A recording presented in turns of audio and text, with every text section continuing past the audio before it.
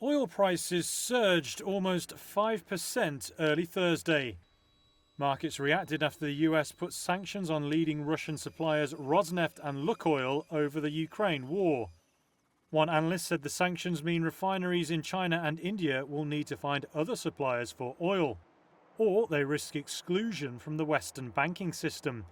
Both countries are major buyers of Russian oil. The US said it was prepared to take further action as it called on Moscow to agree to a ceasefire in Ukraine. Britain sanctioned Rosneft and Lukoil last week. EU countries have approved a 19th package of sanctions against Russia, which includes a ban on imports of the country's LNG. Brent and West Texas Intermediate futures rose by more than $2 a barrel after the sanctions were announced. Analysts argue the impact of sanctions on oil markets will depend on how India reacts and if Russia finds alternative buyers. India became the largest buyer of discounted seaborne Russian crude after Moscow began its war in Ukraine.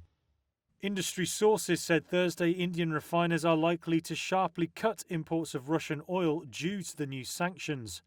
Another source said the top Indian buyer of Russian crude, Reliance Industries, plans to lower or stop such imports completely.